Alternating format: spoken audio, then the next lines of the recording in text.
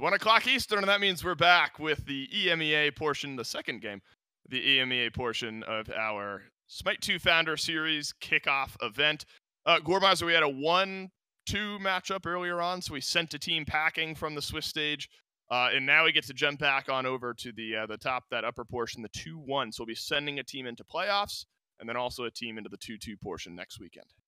Yeah, so one of the teams, being able to kind of, again, skip stage 3, move straight forward, has to feel really good to be on the cusp of it. Plus, I think 2 teams that a lot of people have been incredibly excited to watch and see. And so it's going to be fun. But like you said, the other team, it's not the end of the road for them. They just have one more week of play to try and make that qualification happen. I've got something for everyone at home to try right now. Exclamation point access in chat. And let's just see what happens. What's going to happen is you'll see a link, and there's one pinned in chat as well. You can use code SMITE2esports on the other side of that link in order to get yourself access to SMITE 2. Remember, today and later on today, we'll continue to talk about some of the upgrade options for those Founders editions. This edition will just get you in the game. And so you'll get in, you'll play some SMITE 2, and it's a whole lot of fun. So make sure to take advantage. It's a pretty sweet deal that you can jump on in and get to play in some SMITE 2 for free today. SMITE 2 esports is the code you want to use after exclamation point access in chat. Gore, the teams that we've got here in this matchup, and we'll see their journey through the bracket here in just a moment, I think expected probably to be right in this spot. There are a couple teams here in EMEA that have already qualified in. Team Risk, Giovanni Giorgio. Actually, honestly, the way that 2-0 portion of this bracket is probably exactly what I expected here. Mockingbird, Smoke Break to make it there, but then Risk and Giovanni Giorgio being maybe just a little bit too strong. Now these 2 teams get their second chance to qualify into the playoffs already. And so that'll be Mockingbird, Dudu, and Hero, Hawk, Calvin, Spudia. Solid team. But wait for this one. They're playing up against Smoke Break, who's Benko, Johnny, Sap7, Silenced, and E-Chrome.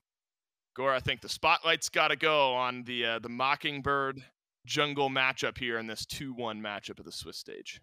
Yeah, it's a matchup and realistically a eyes on Johnny, just because I feel like Johnny has always been a massive performer for a lot of these. I even was talking to you prior to this, but I was just kind of curious, like, if Johnny does Johnny things, that's where Smoke Break finds a majority of their success. Is just, hey, Johnny's gonna go out, and maybe it's a Loki, maybe it's Susano, maybe it's Thanatos, maybe it's TBD, and I don't know what god it's going to be.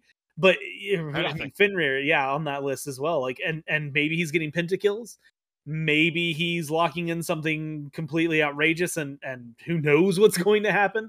But he has been very consistent, and that's something to say. I mean, pretty much all of Smoke Break is incredibly consistent, and it makes sense that if these teams are going to go down, like, I feel like the only way they were going to struggle for both Smoke Break and Mockingbird was, much like you said, up against Team Risk and Giovanni Giorgio, right? Like, it's the only 2 teams that could have given them trouble did give them trouble, and now to see them against each other, honestly, we're super lucky that it sorted out this way. So all eyes on picks and bans, and where does Johnny go right off the bat? We'll find out in P's and B's for game number 1.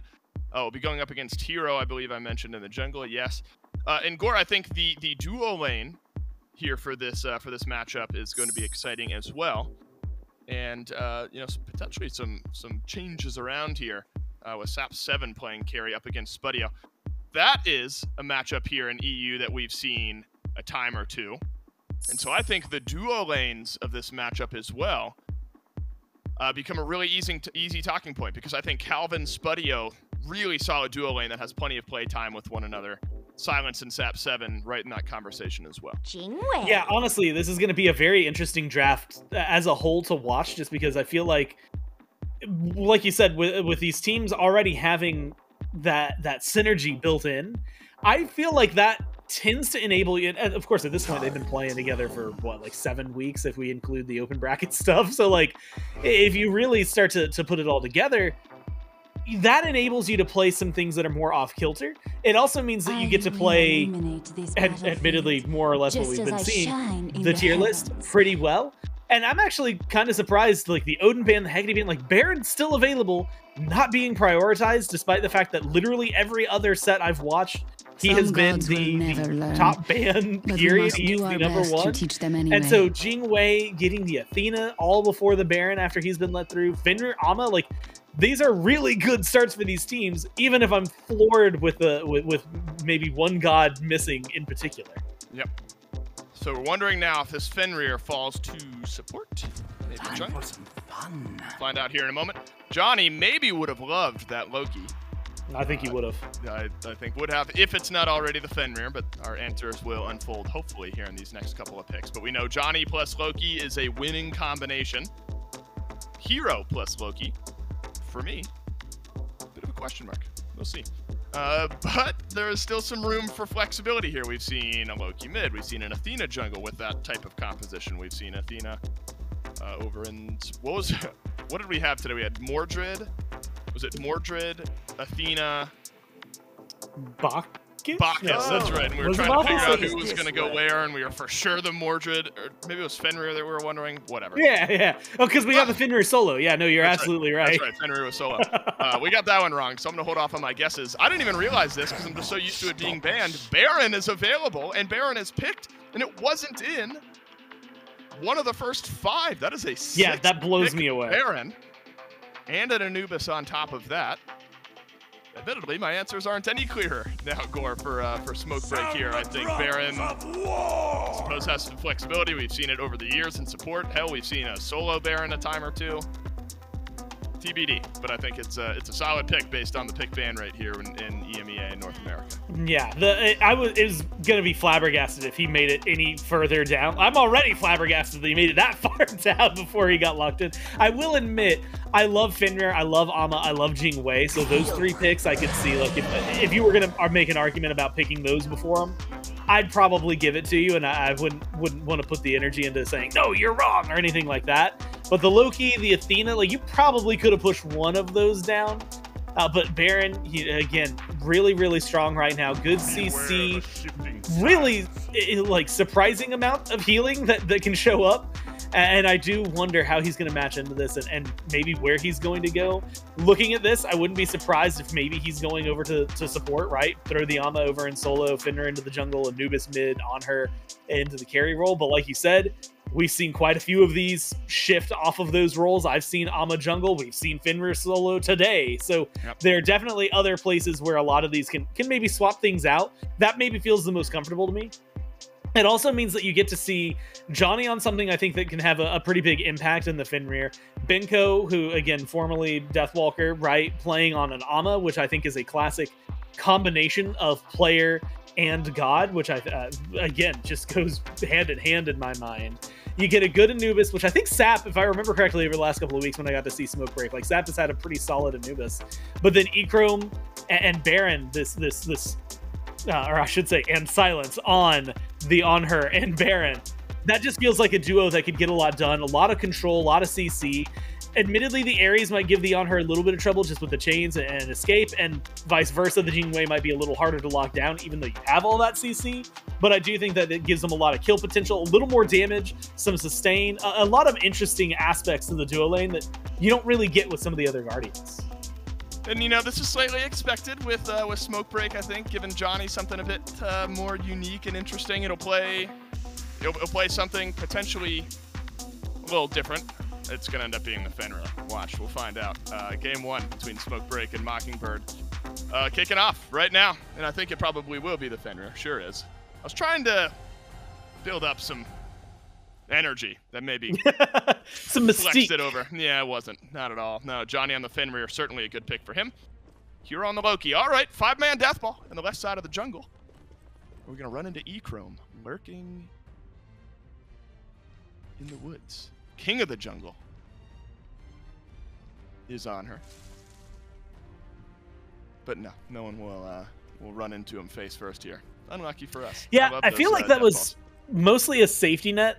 Like a, hey, Calvin, we want you to ward, but also we don't want you to get first blooded in 16 seconds. So we really we're going to be with you. That's going to stop anyone from jumping on you. But we're not really going for anything too much either. And that's kind of been more or less what we've been seeing lately. I feel like we've had a couple of teams that will line up and you'll maybe see some fights, but the skirmishes in the early game, while they were super common in like the closed Alpha 4 weekend, have really, unfortunately or fortunately, depending on which side of the seam you are on for it, they've definitely died down a little bit, and I kind of miss it. I like seeing people fight early. Good hover by Doug. Bumba's Cudgel started here for Duduin. What happens here with Benko? It's going to be a 2v1. But Hero sort of uninterested in the long roundabout chase that may have been needed for first blood. So they'll escape on back over to solo lane. So Gore, you broke down the Baron a little bit and its potential as a support for Silenced here. Silence and E-Chrome, of course, a very talented duo lane with one another. Seen plenty of it there. I'm trying to remember who really popped. There was a Baron support craze. Was that PBM maybe who popularized? PBM had like 100% win rate on Baron support for the longest time. Like, he did not lose on that god as a support. It's kind of wild. But you broke it down already. But I mean, it does do a little bit of everything. Got some lockdown, a little sustain for the lane if you need it. Decent chunks of damage. Baron's Brew. Who doesn't want some of that? Would you pick up something called Baron's Brew if a skeleton man was peddling it on the side of the road to you? I've seen enough cartoons to know that that's usually a bad idea. Right. And you said side of the road? Oh yeah, I don't know where he's selling Baron's Brew. I mean, like if I went to a bar and they had a drink called the Baron's Brew, yeah, I'd be willing to order it. I don't know if a skeleton on the side of the road is gonna get my patronage. No, all right. Fair enough. Well, I don't know how cool does he look? Like, is he dressed like? Does it look like Baron? Yeah, it's just this character, but in real life, dishing out some maybe questionably labeled bottles. I'm here. Where in life am I? There's a lot of stipulations to this question. Yeah, there are. And I think that alone gives us our answer. Probably not. If we're on a decision tree, there's maybe 1 out of 1,000 that take us to the yes. Admittedly, most people on the side of a road are not going to be getting my business. Yeah, probably not. Well, luckily for Smoke Break, they are going to patronize the old shopkeeper back there, pick up a few Baron's Brews, helps out in lane as well. So Johnny, an active jungler through and through, going toe-to-toe with Hero here in our early jungle matchup. Fenrir doesn't need, but really likes that level 5 power spike. So does Hero on the Assassinate. Few sets of beads score for Hero, Hawk, and Spud. A couple CC immune ultimates in there as well. So Johnny's going to have to really pick and choose those initiation times and those targets well. This could be a good spot. The thing I always get interested in with Athena solo is that you're never built to like win your lane super heavily. You're really just built to be a taunt machine a little bit later on in the game. Yep. And admittedly, that's going to be your power in lane as well, as when a gank comes through, you've got a taunt, you've got those capabilities that Athena has. It's not much different than normal Athena, but now you've even got Silence coming over here. I mean, this looks like Smoke Break want to make something happen. They do. Duduin gets some damage out, but Smoke Break end up disengaging, working their way back into the jungle. We've seen this a couple of times. Red buff invades now. Slight focus from Benko. That's Deathwalker early in the game on some invades, but not much comes of it. I think this is slightly expected though, Gore. When you look at some of the really early, and even some today, when you look at some of the way these teams have matched up during our Swiss stage, you get some lopsided matchups early in the bracket, and then as you get to those 2-win teams, the ones ready for playoffs and promotion, it starts to slow down a little bit. If you consider Smoke Break and the way that they played to the game, this roster, this style of EMEA gameplay in the SCC and SPL days of yore, they loved this. They loved the chill out, farm up a little bit. I can't be getting too itchy. We're only 4.5 minutes in. Something will happen. We got plenty of time, but it's that calculated play style that became so popular and it was really hard to play against. Farm and objective control was the name of the game for the Smoke Break roster and for a handful of the Mockingbird roster at that. But with that comes the potential for one slip-up, just totally sending the game into a spiral. When you're playing so close and on such thin margins, feels like you got to play perfectly. Another invade maybe looked at now from Smoke Break.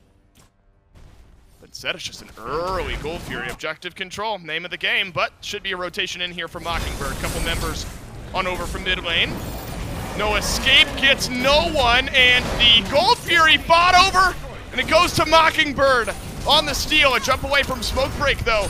And the fight's disengaged, and it's all gone sideways. Mockingbird stepped forward, and the rotation is too clean. And then ill-fated pull turns into 2 kills and a steal for Mockingbird. I mean, and they just take advantage of that situation perfectly. And I don't know whether it is the DPS getting thrown into the Gold Fury, trying to burn it down before the stun wears off, or what. But, I mean, talk about a pull gone wrong, right? Silence goes for the pull onto Calvin, and instead of, oh, Calvin's dead and we get Fury, you lose the Fury, you lose Silence, you lose Sap afterward. I mean, and a lot of your health bars just diminish almost immediately. It is devastation. It's terrible for you if you're Smoke Break compared to the play that you thought you were making.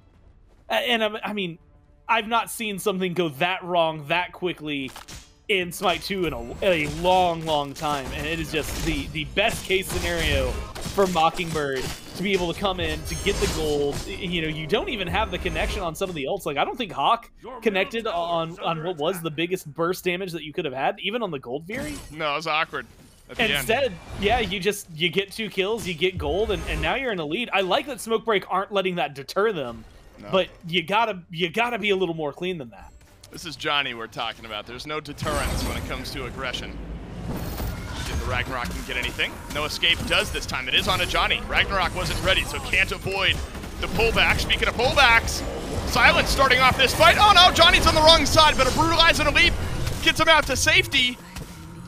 And it's all gone sideways for Mockingbird now. You thought they had an opening, but Smoke Break rotate in, and Johnny, razor thin health bar, gets out. And we weren't having that much action until a couple minutes ago. Now it's just, I mean, the lid's been blown off. No, yeah, just wide open. And a lot of it is, you know, these early game fights, especially now. Look at all the stacking numbers that are happening on Mockingbird. This is a team that is spending as much time, I was going to say, getting prepared for the mid to late game, but apparently they've got the damage now. Loki showing up in a perfect instance there for taking down Sap. And that's the other thing, is I think Smoke Break, like, a lot of these gods are great. A lot of these gods scale really well. The early game can be aggressive, but the same thing can be said for Mockingbird, is a lot of them scale really well, but they've got a great early game. And right now, I feel like they've been doing just enough of a job of being present. And admittedly, maybe even, I would say, Smoke Break kind of overstepping a couple of times and maybe overcommitting. And that's what's opened up these opportunities to make sure that right now Mockingbird stay in the lead. And in the lead they are. As I mentioned a moment ago, though, you cannot deter Johnny. Started off the 2-kill fight for Smoke Break, but got out and somehow got 0 of the assists. Still looking for that first impact play. Hero's been largely involved on this Loki. How many times have we seen a Loki make an impact at some point here in the SMITE 2 Founder Series? Essentially every single game. That's back to stabilization. Smoke Break, see if you can scale. We've seen this a few times. Silence trying to find his target, avoids the stun to the last moment. Immediately, though, a no escape. Pulls back Silenced. Spirit of the Nine Winds does not do much damage at this point. Oh, what's happening in the back line? Johnny and Benko's what?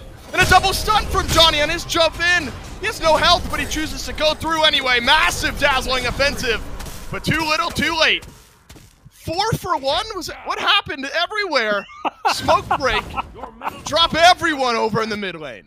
I can tell you where my eyes were and what they were able to pick up, and you called it where it was. Johnny, double stun. That kind of setup is the reason you want to pick up a Finra. That kind of setup is the reason that you are locking this in for the jungle. And then having the wherewithal, I mean, lifesteal is pretty heavy on a Finra, but you're still early in the game. Enough to stay alive, though, enough to kind of keep ticking. And then the team cleans up in the right side of the jungle, or I should say the left side of mid-jungle. And really able to rotate in. They don't save Johnny, but I don't know if anyone's that upset about it when you're getting 4 on the other side. Everybody but Spud, everybody but this Jingwei taken down. And in a very glorious instance. Now you open things up. I mean, I kind of glanced over it, but they get that Gold Fury as well. If you're talking about how things went really wrong for them around the first pull of the Gold Fury, a lot of the moments since then, outside of the single kill in mid against Sap, have still felt Smoke Break driven and Smoke Break won. It's just been these moments where Smoke Break overextend, or they maybe go a little too hard to try and find those kills. That's where it's collapsed. That's where it's fallen apart for them. The other moments have all been clean and well calculated. Sure have. Smoke Break dig themselves out of their hole. They're able to pick up a few more kills. Now the Gold Fury this time, a lot less intrigue around it. Sap 7. Really the one who stabilized, was 0-2. Really tough start to this game on the Anubis. Gets back and gets involved. Calvin's hit some decent no escapes though. We've seen a few members of Smoke Break. Remember, nobody outside of Benko has picked up the beat. So you're relying on some of that CC immunity in those ultimates, and there's plenty of it for Smoke Break. Feels really bad though to have to use your ultimate to escape a pull every single time. And so well-timed ultimates and that balance is what Smoke Break are going to have to continue to find, because Calvin has been in the right place at the right time. So is Silence, though. 6 of 6 affected kills on top of Deathwalker as well. Those power spikes starting to get hit. 1 and 3 is Johnny, but a couple items into that cooldown tree there, Gore, means that he'll be swinging in some of these fights. Benko maybe in a little bit of trouble. Tarasu we're talking about. Speedy enough to get out away and do just fine. Yeah, we'll have enough, self-healing and survivability as well to keep kicking. Also, you're 303. That doesn't tend to hurt the stat lines and keeping you alive. No, I'm also curious in watching Johnny. It feels like Breastplate is in a good, it's a good spot that people are picking it up every now and then, right? Like it's not this must buy, although you see it every now and then on various gods, but getting that cooldown rate, like you said, is very helpful. But to me, this kind of indicates that right now Johnny is looking more for the setup and not necessarily for the damage. Whereas the Tekko Kage, the pretty common pickup for hero, is in fact going for something again to be a little more damaging, to try and get those kills. So I'm curious to watch what Johnny does after this, because Finrit, he's still gonna have the damage. Big surprise. Afterward, you'll never guess it. But even if you build just one defense item like this, it really just means your survivability is going to skyrocket, your cooldown rate is going to skyrocket, and then you won't believe me, but you can still build damage afterward. I know it's a crazy concept. It is a crazy concept. So I expect to see this really facilitate his jump in and just beat people down with pure rage and claws and aggression. Yep. And then this time survive to get out, as opposed to trading 1 for 4. It'll just be a 4 for 0. And I'm excited to get back in the game because I love the silenced build that's going on, Talisman of Purification and the Amanita Charm. Huge fan of just double actives and it's all team utility. It's like true support mindset. And it's slightly on me right before the pause, because I had talked about how the no escapes, the Ares ults, felt like they've been pretty on it. It hasn't been like the big team-wide ult, but gotten some priority targets, well-timed on those CC immune, avoiding a lot of the CC immune ultimates from the Smoke Break side, and then completely whiffs right before the pause. And that's probably why we're paused here, because goes forward, doesn't get a single person with his pullback, and ends up waddling himself away in shame. I think, though, for Smoke Break, though, Gore, I mean, you levy expectations against this team just because of who they've got. But now we're starting to see the ability to fight back in as well. Because of who they've got, every once in a while you can see them get snowballed against. So after what was a really brutal start, doing stuff like this. Great to see if you're a fan of Smoke Break. Lots of protections, though, as the Athena and the Ares combine with one another. And that's sort of that big burst of damage from Smoke Break. They don't have much else. Spear to the 9 wins! Right down Main Street, and it sets up 2 kills. 1 for Spud. I think Hawk got one there as well, but it's 2 for Mockingbird. An unlucky timing by me yet again. 2 Caster's Curses back to back. Smoke Break dropped 2 kills. I mean, and what a beautiful ult. Again, the thing that has had me on the fence about this Kukulkan lately has been every single time, are they hitting their ults? I've seen more whiffs than I've seen hits so far in Smite 2, but that, again, is just beautiful. You knock down 2 of them, low health bars. Now you got an ult forward to get E-Chrome. And this is exactly what Mockingbird needed in order to get aggressive and to really, again, turn the game back into their favor. And even. And the second Fury of the game for Mockingbird will make the difference. Remember that first one, I mean, kind of stolen away. Smoke Break pulled it, but all the burst damage came out too early on the first one. It was sort of awkward, danced around it, a few kills. And then a confirmation for Mockingbird on 1 and 3. After we thought Smoke Break had totally wrestled control of the game for the second one. That right side of the jungle just seems doomed. Prior to going, or in that break, Gore mentioned the silenced build here. Love these 2 items paired with one another individually. They've seen a lot of play so far here in the Smite 2 Founder Series. Amanita Charm, really right off the bat in Smite 2, was getting picked up by essentially everyone. But clearly still has some value, and when you pair the 2 together, now it's maybe going to be a little bit more hard for Calvin to find those real impactful ultimates. Yeah, the ability to purify everybody, first off, feels fantastic, especially when most of your team went for the shell anyway. So, like, you've got shielding, but you didn't necessarily have a way to escape Calvin, so I love the rush on that item. But like you said, the Amanita Charm, that's something I'm still a fan of picking up just because it's good healing for your team. You can get the mana. It's something that you can kind of rally around. And the way these fights have been kind of grouped up, right? Fenrir's going to get kind of close. And you can get everybody if you're in a 4v5 or a 4v4 or a 5v5. You can get them all within that range very easily. So as long as silence is on point, you're going to be seeing this take a big impact. Downside, I think, is overall, tankiness, I guess, as a stat is going to maybe be lower, which already was a little low because you're Baron. You should be good on health. You can kind of see that in the little tick boxes that exist in the health bar. Yep. And so it's just going to be the question of whether or not Silence has the staying power, especially a level down, that the Ares is going to have while trying to set up the team for the same success. Smoke Break not fared particularly well in the jungle. Will this go differently? Life of the party doesn't get anyone. Fear of the 9 Winds doesn't do much either. Oh, no escape. It's on to 4, but it's immediately cleansed out, and Smoke Break able to get out just fine. Oh! E-Chrome from the left side. I thought maybe had enough damage in the Desert Fury to clean up one of those priority targets. This one dissolves without much further intrigue, but Gore, in the last couple of minutes, Mockingbird have pulled themselves 2,500 gold ahead after it was about dead even, and it was just Gold Fury and some better farm that has made the difference. And that, realistically, even that first Gold Fury, right? It's all about the farm right afterward. And with the way, especially the whiplash I'm getting from set 1 to this, right? 2,000 gold is nice. It's a cushy start to a lead, but that's all it is, right? It's just a start. For Mockingbird, you really have to be able to push it a little further. Looking at experience, you can see where some of the farm is maybe favoring Mockingbird, but Smokebreak are doing just as well, if not better, in some of the other roles. And that means that you can really find a good balancing point. And I love to see this, right? You see aggression on right, immediately Mockingbird raid the map, they make the play, they go for mid-tower. What are they going to do to defend it? You only have 2 people here. You're not getting anything done locking down this loop. Maybe Johnny can do it, but now he's by himself, and you have to be able to find this in the 1v1. Haven't seen much of this yet. Johnny and Hero going toe-to-toe. Finally we do.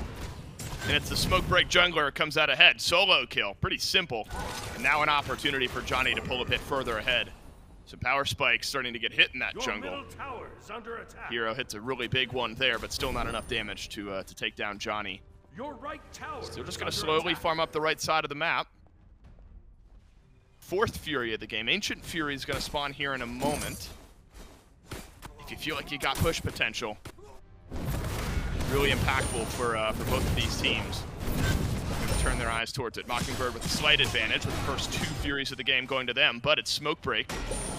We're going to pull it relatively uncontested. Johnny has pulled 3 over to the right side of the map.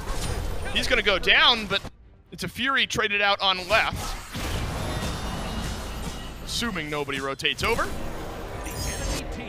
So indeed it is a Fury, but whoa, it's a Fire Giant Gore being pulled back on right. This is Brave. It has to get spotted out here by Silence. He's going to step forward. It's half HP. Spirit of the Nine wins. Whoa, it's way early. And if they stick this and somehow Smoke Break get it, that'll be the forgettable moment.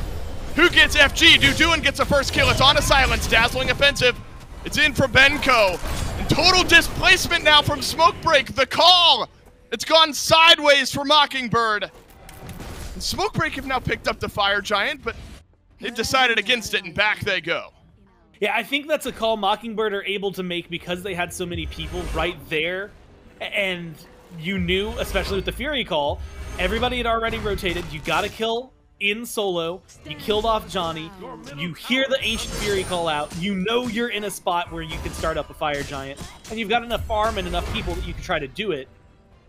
Smoke Break going in, Silenced going in and disrupting it. Like you said, Hawk maybe throwing out the ult a little too early. Maybe they were going for a Sunder Secure later. I don't know where they were going with it, but they just didn't have the burn, the DPS, I think that they thought they did. Silence is able to come in. You get a good disruption, really good ult specifically onto Hero to cause a little trouble for the Loki, force him to feel uncomfortable. And yeah, you lose your life as the support, but it buys time to get that rotation in. And as much as I would have loved to see Sap and Benko like sit down and just go for the Fire Giant, they did not have the DPS afterward to try and make that work out for them. And so ultimately it comes out as what, a little bit of a wash. You maybe even up some of the gold because of the Fury that goes the way of Smoke Break, and a couple of kills, right, that maybe get thrown up into the sky. But I do love where Mockingbirds play and find them. Silence just takes the no escape. Maybe didn't assume that the rest of Mockingbird were going to be there. Had his ultimate, used it after the fact. And unsure if the Talisman of Purification was on or off cooldown, but takes the no escape back in. That's a free kill. Handed over to Mockingbird. Your team has destroyed the Pyromancer. Oh, we'll net a Pyromancer. Fire Giant still looms large. Was wondering if maybe that's an immediate send over to that right side objective. You got everyone here. You got your ADC. Spudio. Hit some big power spikes in that Jingwei build here as well. Big fight, about to break out. Smoke Break down, one member. Damage burning through, but Echrome and Smoke Break have leveled the numbers on the map. Over goes Johnny. Benko grabs the kill, but Spudio on the airstrike on an execute. Smoke Break want nothing else to do here. They'll take their 2v1 and back away.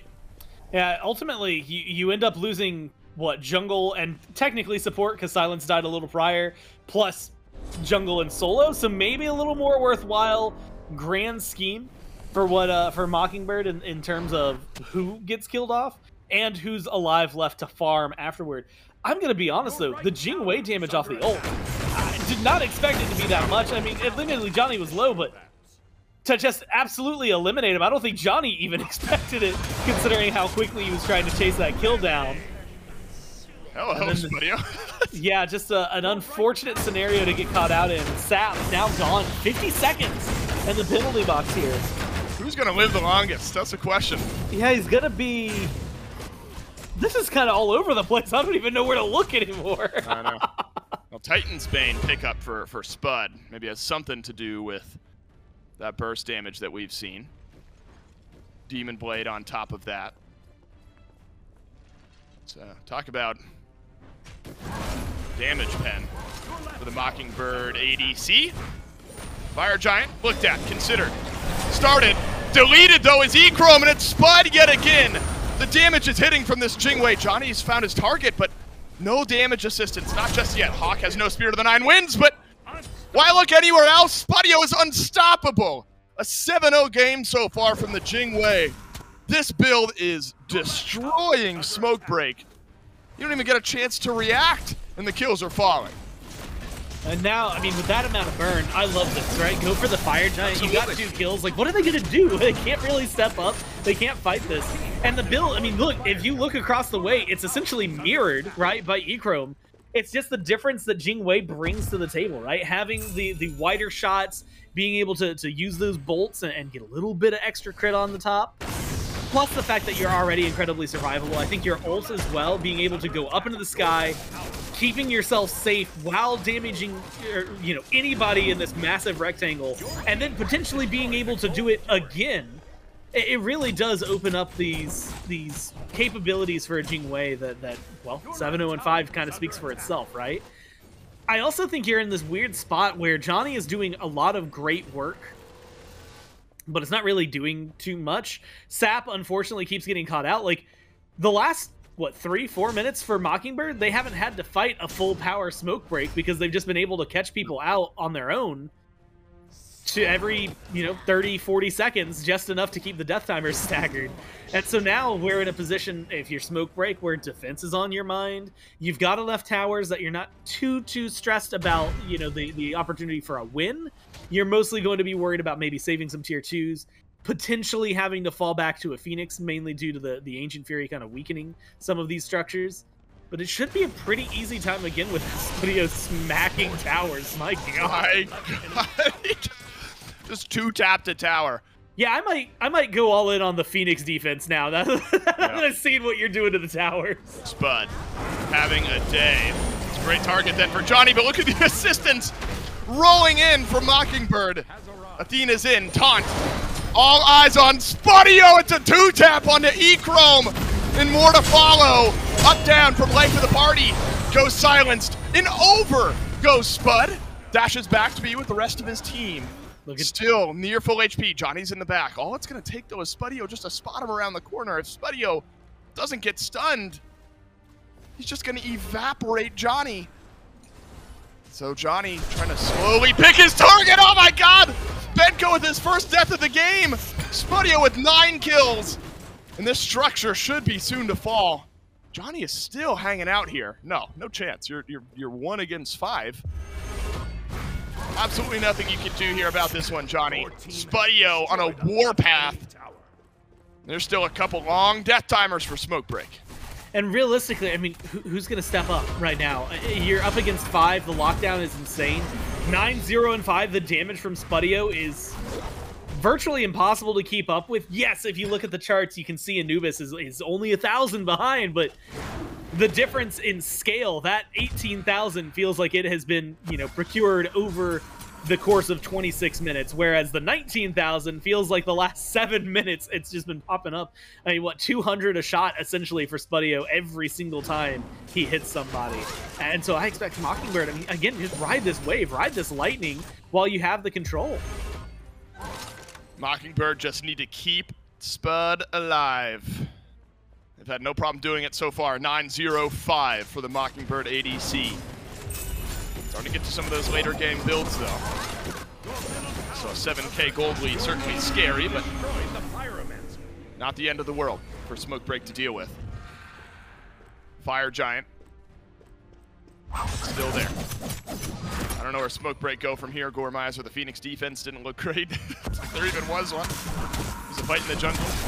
Johnny has just really struggled this game. Johnny is such a carry for this team. And the unfortunate reality of the Fenrir is you got to jump in. And when you're in, you got to try to live. And unfortunately, Spudio has a bunker buster of a build going right now. Finishes a hi-rez.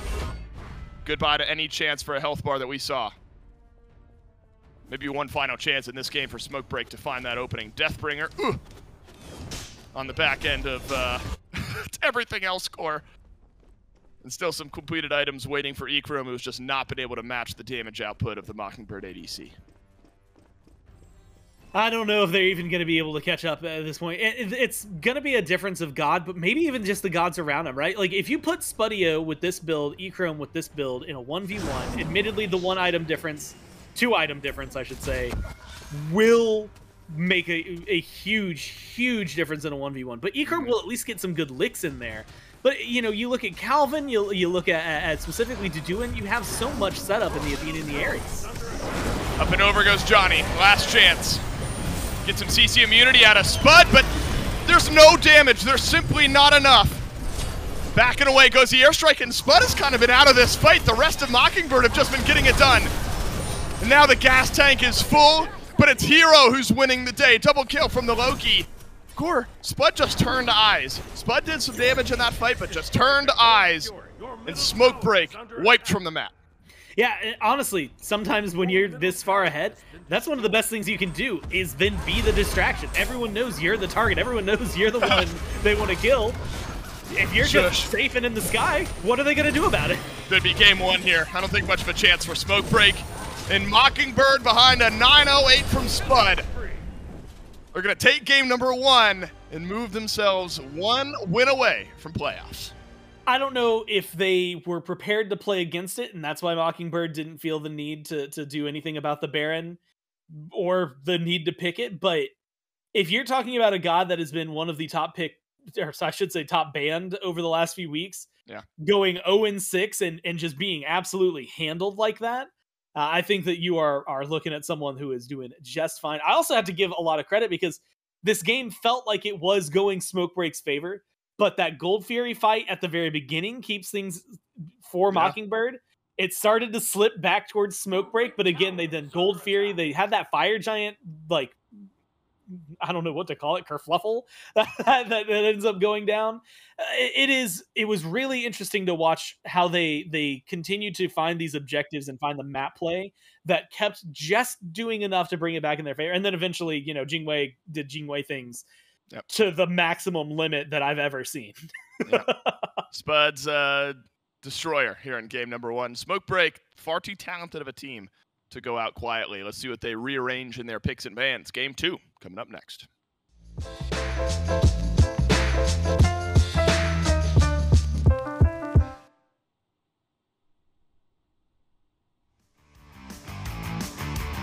My brother's going down the drain.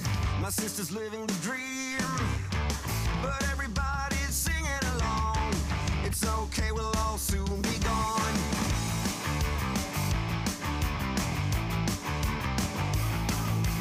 Hey, what's the matter with the bright red lights? Hey, in the moment when the world went blind, but everything's alright. We don't give a damn this time.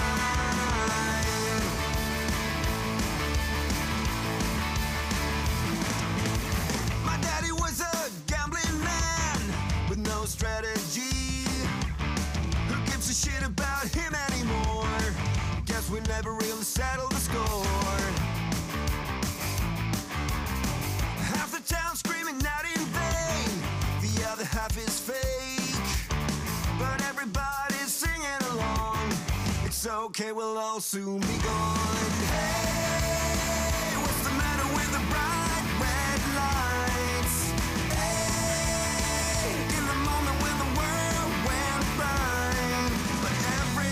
Alright, we don't give a damn this time.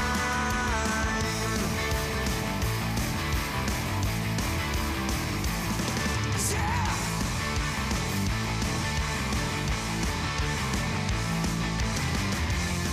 Everyone's a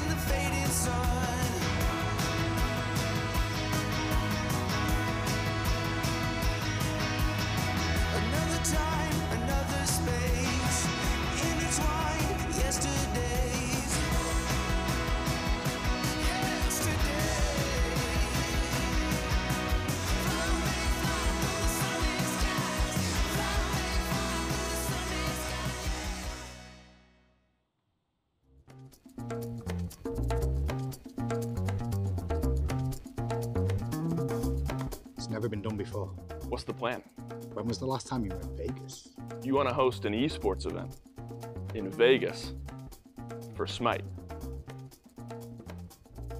SMITE 2. Now you're talking.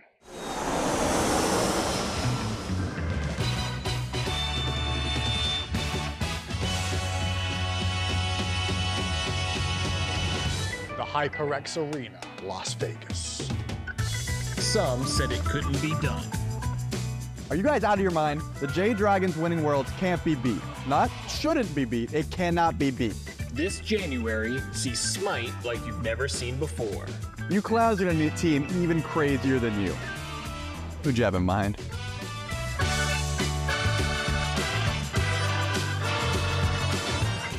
Coming this January, Hindu Man's 11. You're either in or you're out. I'm in.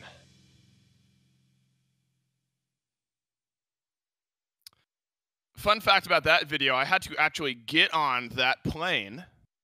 We had the shot of it landing. I was on that plane to really make it more accurate. Would you believe me if I said that? Yeah, you said it with an earnest enough face. You shouldn't. I wasn't on that plane. Oh. I don't know where. You got me. Oh, I know. But I will be on a plane heading to Vegas in under 2 months? No. Over 2 months? No. What are we in? We're in October, November, December. So 2 months and a half. 2.5 months I'll be on a plane headed out to Vegas. And I hope to see all of you there. Limited tickets remaining for the SMITE 2 Founder Series, all culminating in our One Big LAN out in Vegas. 3 days. Get a t-shirt, some opportunities for Twitch drops, and a Dark Heart Zeus skin as well. That's January 17th through 19th, 2.5 months out. It's a pretty good time frame to plan yourself a trip. So follow the QR code on your screen, or, find it anywhere on the SMITE 2 website. SMITE 2 Founder Series out in Las Vegas. Score, both of the teams that we've got playing in our matchup here today, hopefuls to make their appearance at the SMITE 2 Founder Series in Vegas. I think both have a chance, a decent chance, to make their way through playoffs and make their way onto that stage. But it's Mockingbird that after game one are a little bit closer. And realistically, that game one, there is a lot of back and forth in that game. Early on, maybe more so than later. I think the 9-0-9 that stands out. I will also give Hero a shout out at 6-3-9. But the damage from the Jingwei was absolutely insane. And I'm excited to see what that number is going to be. It feels like that very first Gold Fury, specifically, what was it? Silenced, used the ult, pulled in Calvin, and then Calvin instead utilized that moment to be the catalyst for a fight, right? Mockingbird did not seem like they were in a good spot to fight. And instead, now you're jumping in, you're chasing them down, you are in a perfect spot to get aggressive. And it gets the job done. They get that Gold Fury, and they won that fight. I think it was the first 2 kills of the game. Yep. Things got a little rough in like the middle patch, right? A couple more kills going the way of Smoke Break. I think Johnny was leading the way really well with a lot of the CCs and stuns, Sap as well. But then it got awkward because members specifically of Smoke Break and Sap, maybe the most of them all, but realistically any of them, we're just kind of getting isolated. They'd get single targeted, killed off, or maybe you'd find yourself in like a 4v2. It felt like they were in a lot of fights where they just never had numbers. One person would be down, and then suddenly the next guy would fall, and it was this kind of perpetual uphill battle from that point forward. And a lot of it was because that Jingwei damage from Spud was just absolutely crazy. We got to the point where not just pre-Fire Giant, but even post-Fire Giant, when we were watching the towers get knocked down, like we were talking 2 to 3 shotting most of the gods in the game. Yeah, there were moments where, as casters, it's hard for us to keep up because 1 second there's a Smoke Break player there, and then before our eyes they're gone, and you can't quite figure out what happens, but you know there's a kill somewhere in there. A lot of it's Spud, plenty of damage from the rest of the team too. This game one, though, and the results really, it sows the seeds for what could be a really competitive set because it was not a blowout for the first 75% of it. It just eventually got there when Mockingbird pulled ahead. Draft-wise, maybe some adaptations. I don't think Johnny was on his best facilitation style of pick. I think you maybe start to consider taking the Jingwei for yourself. It's maybe one of the most sought after bands here in EMEA. So there are some options here, Gore, for Smoke Break to pivot. But they still find themselves in that second pick slot. Baron left open again. Did not get a win in game 1. So it's not a world beater. It's not unstoppable. It's be curious to follow along with. I think feed the hot hand, give Spudio his pick back. See if Smoke Break can call you on it. Athena. Wow, I'm already thrown off a little bit. I was going to say, last time around, we got Finrir, Ama right here. I wouldn't be surprised if the top 3 go the exact same, because like those are all really good gods. I do think Athena, and it's so interesting watching the way things evolve in this alpha. But Athena, with her taunt and global presence and general tankiness, like the flexibility, admittedly, you know, we could be seeing support Fenrir and jungle Athena. We could be seeing solo Athena, jungle Fenrir. We could be seeing Athena support coming out for Smoke Break here, right? It's up in the air. And honestly, there are a few gods, like if they locked in Bacchus, that doesn't really give you much of an indication as to who's going where, because those gods then still stay flexible. But I do think like the taunt, the setup, like the front line for Mockingbird was maybe the most important aspect of their game 1. Having the Ares chains and no escape and the Athena to pull people in, there was so much CC that you were just able to run it down. At Smoke Break, there was only 1 beads, and I think it was on Benko. Otherwise, you had the Purification Relic that you know picked up for your support to try and spread that love and spread the safety. But it's only going to work once, and it's only going to work once every few minutes. And so are you using that on Ares? Or are you using that on Athena? Like, if you use it on one, well, guess what? Then the other is going to get you, and I think that's where Mockingbird found a lot of their success. And so I think taking the Athena away at least limits that a little bit. Yeah. Well, clearly Smoke Break weren't worried about getting the Loki for Johnny, which again is surprising. I'm not saying it's the wrong idea, but you know, maybe something to get him going a little bit better, and his maybe best pick of all time is that Loki, and it just happens to be in a really good spot in Smite 2. Smite 1, it was like, okay, then Johnny still played it and did really well on it. So again, I'm not saying it's the wrong idea. Just wondered if maybe you change it up a little bit. Wasn't a bad game from Johnny, it just wasn't a Johnny game from Johnny. Ymir, now the call. So I assume that'll put us on an Athena solo. For Benko or Deathwalkers, we might remember from Smite 1. And for Mockingbird Gore, I think they're able to get themselves what I would call prioritized picks, because Baron's been heavily banned out all weekend up to this set. So you got double pulls. You got double pulls with your ultimates. I'm curious to see how the team fight is going to go for this Mockingbird team. But before that, we got to get through the early game. And to get to the early game, we got to go into game. And here we go for game number 2. It'll be Hawk on the Baron mid. And so not only are you going to have that pull, Gore, but you're going to have a little extra damage on top. Yeah, I'm really kind of watching it with a close eye, because I feel like I've seen a lot of Baron support. I mean, we talked about it going into the last game. For a long time in Smite 1, it was maybe his most, and honestly, really only successful role. There was times in solo where he could shine. But it was being, you know, tanky, being a frontliner, being a setup, being the, you know, that guy. I feel like you still, like you said, you still have all the setup, the healing, the damage, the root, the stun is all going to be there. But now you get to amplify that damage more. And it feels like it's going to be more comfortable, less comfortable.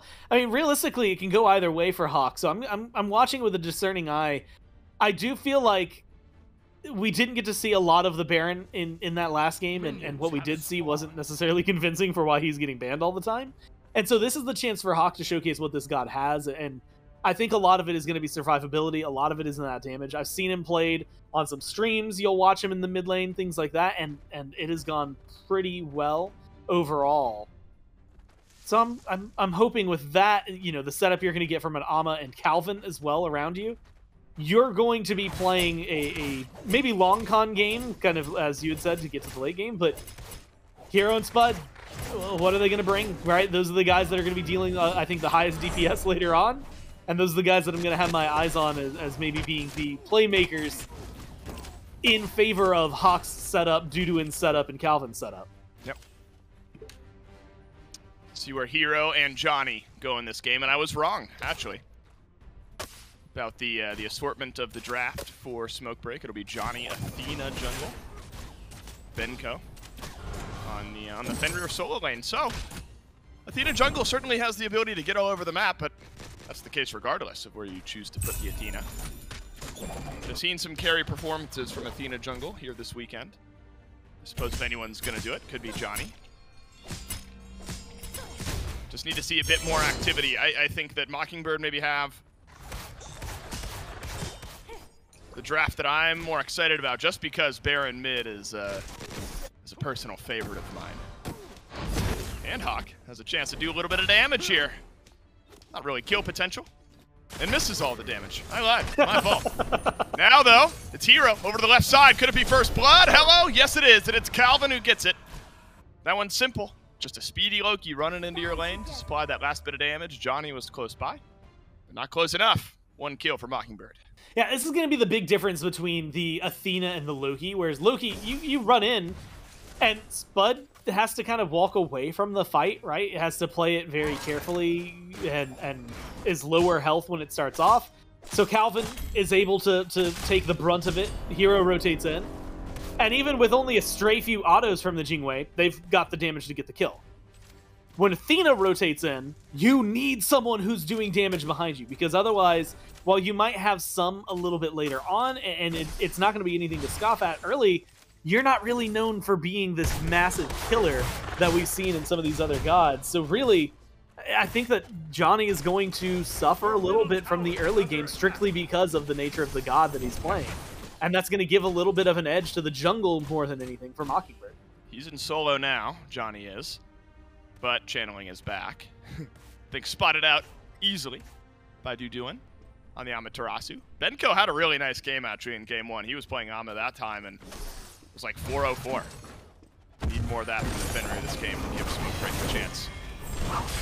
See if Hero gets something done here. Of course he can. It's simple yet again. Strolls into lane. It just deletes the health bar. Oh, and that is brutal. Silenced uses the blink. Clearly couldn't see it because he was running away, but Mockingbird had given up the chase at that point. So really unfortunate timing and a great second kill here for Mockingbird.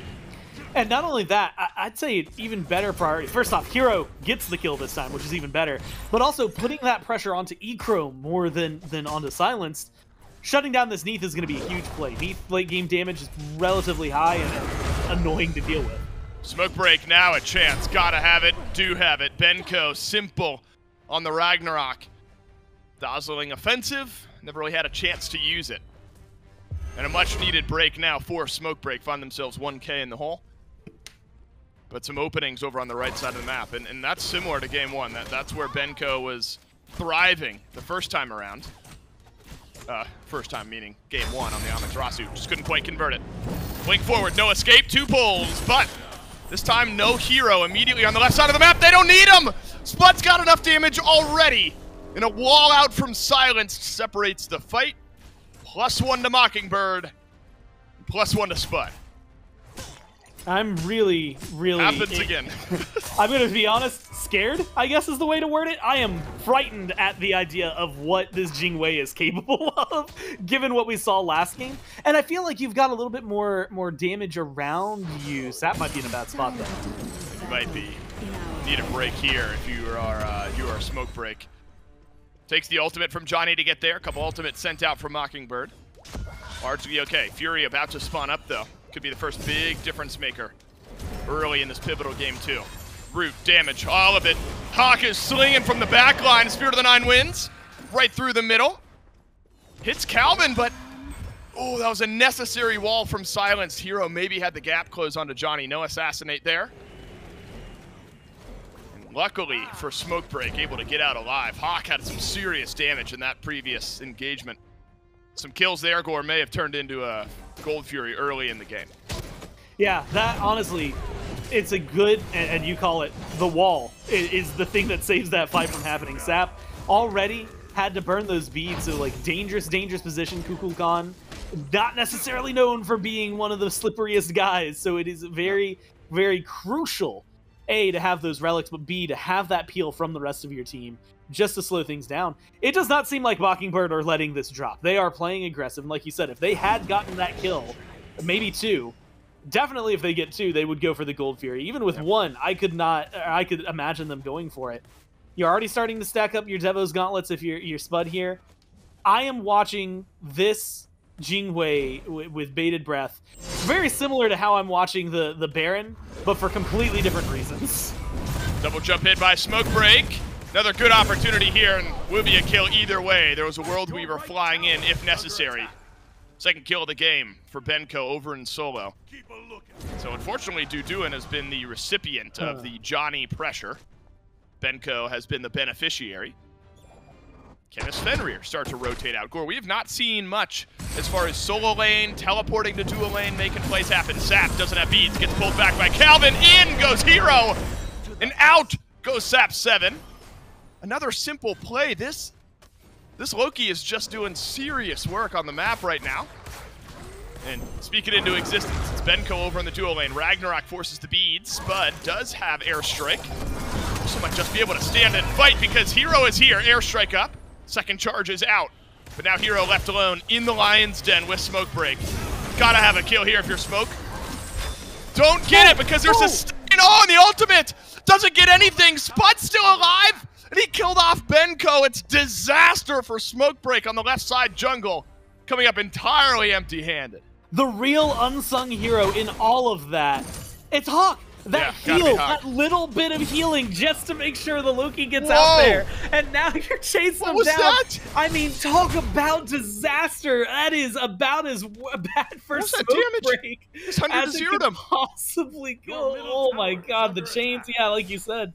Your support, you're level 7. If you're Calvin, you're a level up on E-Chrome. I mean, it is incredible the farm that Mockingbird have been able to put together, but more incredible is how well they're applying it to the map. And like you said, like, Spud should have died there. Hero should have died there. Somebody should have died there. And instead, Mockingbird all walk out with their lives. Smoke Break lose a few, and now they might even lose an objective. I mean, I guess Calvin has Mystical Mail. I mean, there's a little damage in your area that's being dealt with that, but he just sort of 100-0'd E-Chrome there. I'm not doing that math, but I mean, decent little chunks, especially when E-Chrome's health is low. So you get a little AoE, get the burn, get the chains. E-Chrome had nothing to deal with it. God, Gore, the dual lane is just getting crushed in these last 2 games for Smoke Break. It's been a forgettable day for Silence and E-Chrome, 0-4 compared to 4-0. Yeah, we're going to forget a little more here. On the flip side, I'm thinking we just might. No escape. Ends up pulling back 1. World Weaver from E-Chrome finds a stun. It's on to Hero this time. Hero's teammates have kind of abandoned him. Now a Brutalize in, and it's because we know where Smoke Break is, and they're rolling forward. Blink out and Airstrike. This time it's Calvin who's left behind the wall, and a needed kill for Smoke Break, soon to fall. But it took 4 members of Smoke Break over on the left side of the map. That is given, guess who, but Duduin, who is behind. Free and clear farm over on right and shoved that wave under the tier 1.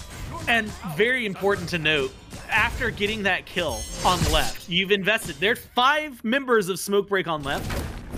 The most they can do is push this tier 1. Maybe they can invade and knock some buffs around, but like Gold Fury's already down. It's a massive, massive, massive rotation, and they don't get much. Hawk is playing a very dangerous game right now, but he has backup. And Spirit of the Nine Winds already gets used here. Double freeze, double wall. Oh, it's big from Silenced. And the ultimate might just detonate a bit more damage. You got to be careful fighting in these jungle corridors against Smoke Break. A Ymir will make you pay. And a Kukulkan will do the same. A sliver of hope now for Smoke Break starting to make itself known. Just down now by 2K after a couple more kills. I'm going to call that one what it is and what it was, which is completely unnecessary for Mockingbird. Like, I don't know what Hawk wanted to do. I mean, maybe they didn't have the same vision. Maybe they weren't getting the comms, but at minimum, you had 4 people in the left side jungle. And with no eyes on the 5th, you have to assume they're somewhere nearby. I just don't know if you needed that fight to happen instead. Whoa, like this is disaster. The Athena Gore ults in, and it could be danger for Johnny, but no, out he goes. Man, these pullbacks have started to look good for Calvin, haven't they? And right as you're talking about a sliver of hope, a small glimmer of life for Smokebreak. Yeah, it falls apart. Immediately gets smacked by Mockingbird. Could get worse if Ikram chooses to step into the jungle here. Calvin's half HP, but has some damage. Can't backflip away when the chains are connecting. Now you get an idea of why there was maybe 100-0 there. 3 chains was almost half of Ikram's HP, plus Mystical Mail, plus Flames a few moments ago. Generally good look for Mockingbird. Yeah, again, the fight, specifically that Huck took, kind of left me scratching my head. You had backup, still don't know if it was going to be the right call, but you had highlighted something more than anything. Until that moment, and I think this was very important, Smokebreak had 3 kills. 2 onto the Ama, who, by the way, is now a level up. And then the other one they had picked up was onto Calvin.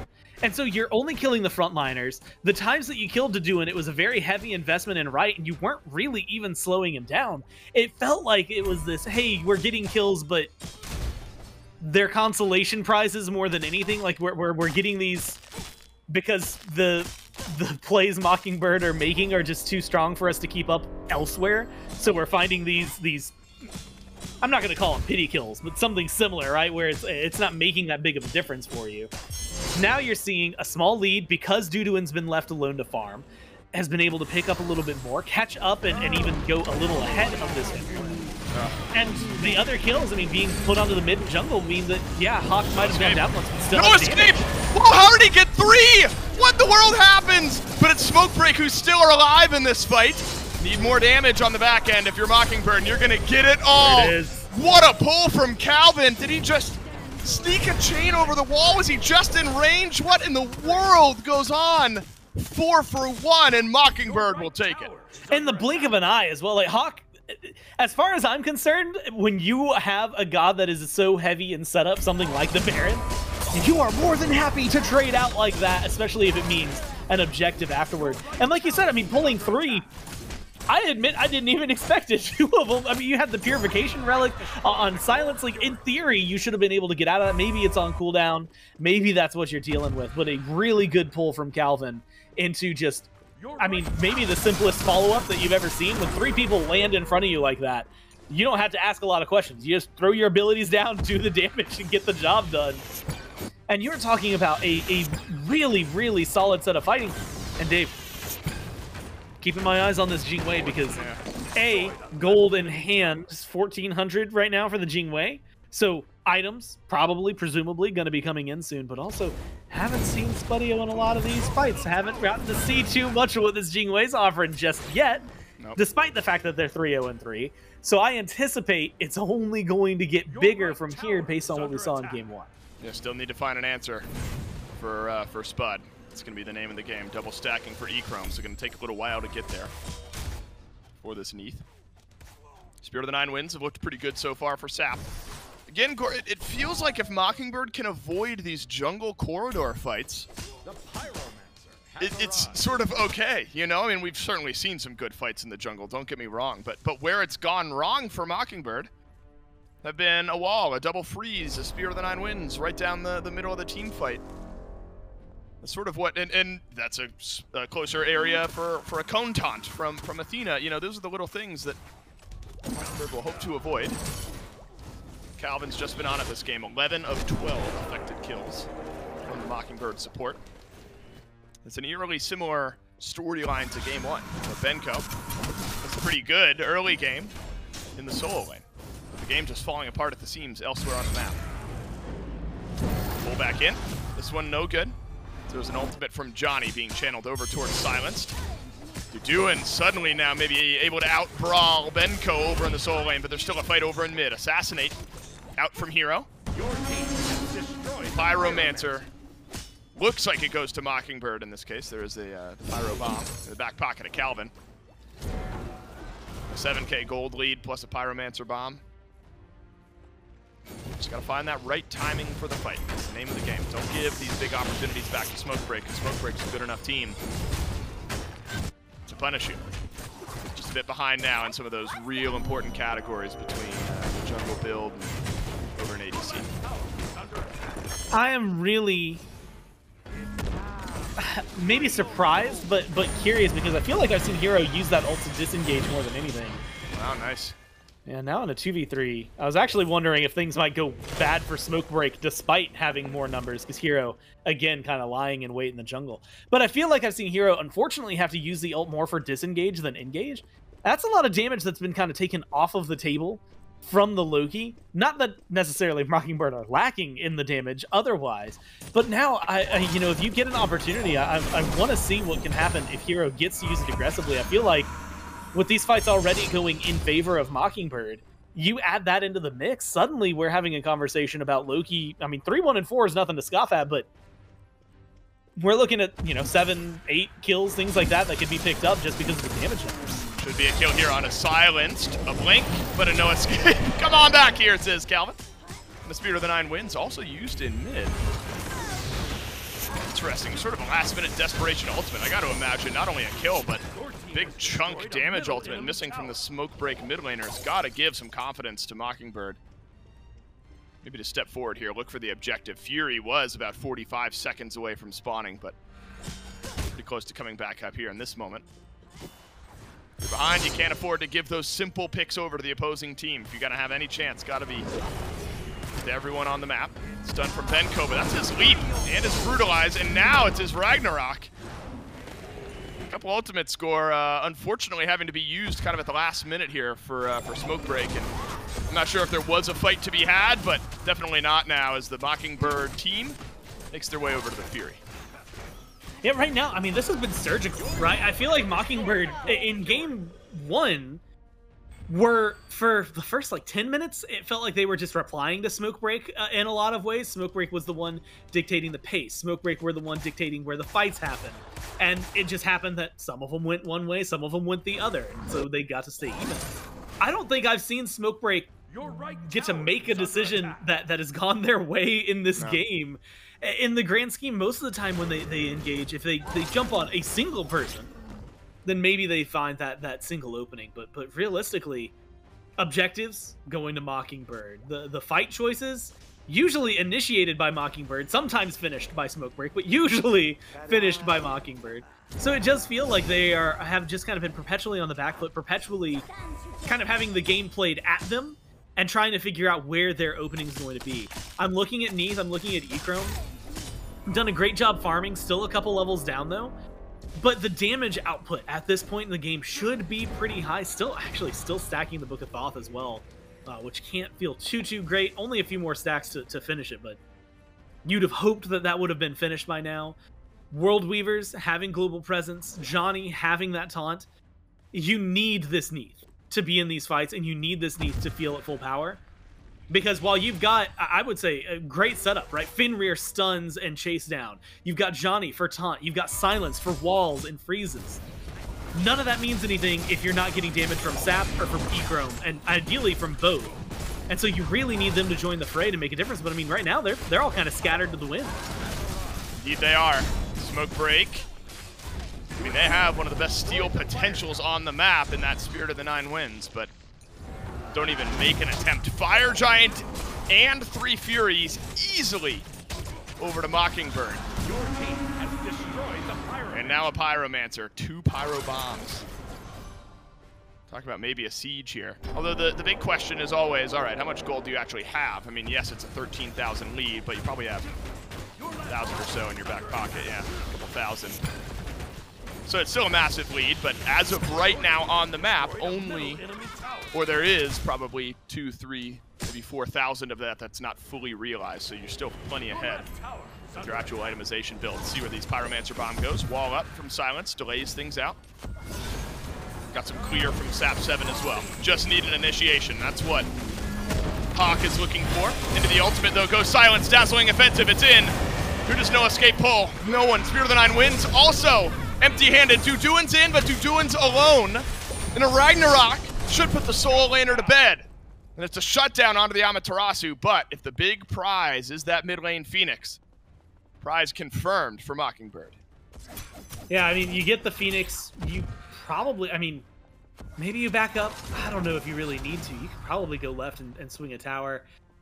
admittedly the respawn timer, not just the respawn timer, but the respawn proximity to where the line of scrimmage is for this fight, and really on the map in general, favors Smoke Break, right? Silence is going to be back.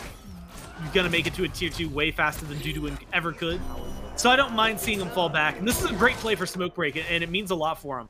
You are burning time off the Fire Giant. You are making sure that it is harder for Mockingbird to get aggressive. It's harder for Mockingbird to continue this onslaught and to find even more of an advantage.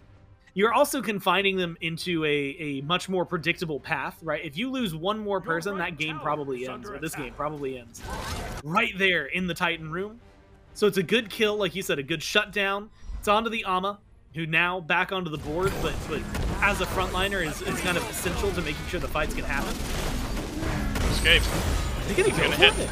Silence gets pulled back. Spud well underway on that build. Blinks away. Nice freeze from Silence. Necessary to secure his life. Well, Benko's gone in. Benko does not have assistance. The rest of his team is leaving.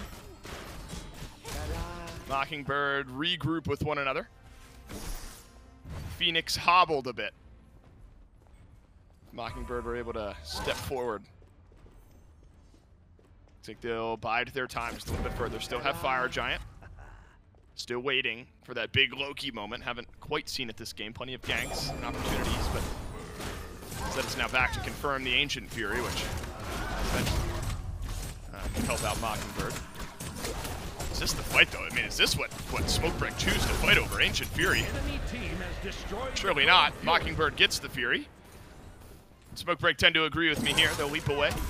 But is everyone going to be able to get out safely? Calvin's got the chains. About to have no escape back. Is anyone speedy enough to really get here is the question. Knows the answer. And the Zephyr on the slow.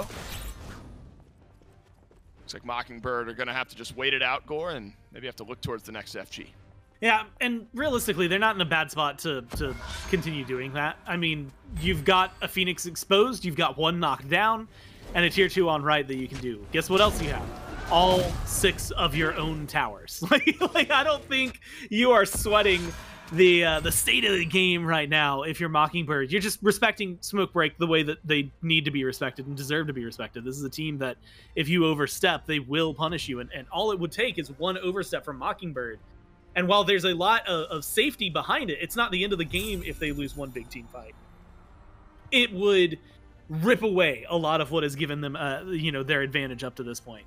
So keeping an eye on Smoke Break, I wouldn't mind seeing them step up to this next Fire Giant. I think that when your base gets broken, the state of Smite becomes very, very different. And the state of Smite 2 is in a very similar vein. With the Phoenix down, it becomes more dangerous to fight at your base because all it takes is losing one person and they are gonna win. The base is already open. And if that's the state of the game you're playing in, then you might as well try to get something more than just, hey, we stayed alive, right? I like the idea of stepping out, going for a Fire Giant in those instances. Ideally around the Fire Giant. If Benko gets caught out here, this can be disastrous. I mean, these are the types of game-ending picks that you need to avoid. Benko, if nothing else, has to use that Ragnarok, which feels pretty terrible. Fire Giant was around the 19-minute mark. So we'll be back here at any moment. This is real awkward for Smoke Break. It's that age-old math question of, all right, do we like our Phoenix defense a little bit better? Do we have a chance around this Fire Giant? Does Fire Giant win them the game? Maybe a pick could help out. Hawk under pressure. Able to stay alive, but has to be real careful with his positioning. Behind the wall is going to be good enough. And now there's chase down. Spirit of the Nine wins. Connects onto 2 and sets up a kill for Echrome, but it's Calvin leading the way. 6 kills for the support and top damage in the game for Calvin on the Ares. And he's affected all but 1 kill, and Goremizer, he may have put this game to bed. And yeah, step forward, you're going to knock this Phoenix down, no problem. You've got so much damage behind your carries as well, and Calvin leading the way. Sap is going to need a miracle play, same thing for Benko. Gotta be it here, unless Benko can make a miracle happen. There's too much damage, Spud and the boys, and Calvin's there as well. Mockingbird find a 2-0, and it's simple in game 2, and they'll move on to our playoffs. That's just good control. I mean, from top to bottom, I don't know where to even slice it. There were moments where it felt like, hey, Smoke Break, you're finally making the opportunity. You're finally opening up the window just to finally get a foot in the door. And then immediately Mockingbird would shut it down. I mean, almost instantly. And you were getting great damage from Spudio. It didn't from Spud. He didn't have the same slash line, and admittedly, I don't think he'll have the same damage. But it didn't really matter. Loki was getting a lot done. Hero, even when Hero wasn't getting kills, was pulling a lot of abilities and then just ulting away and forcing Smoke Break to kind of feel at a deficit.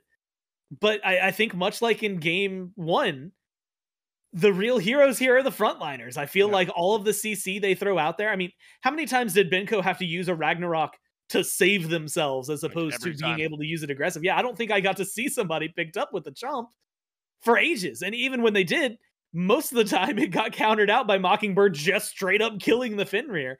Or if not killing, then eliminating. So it was just...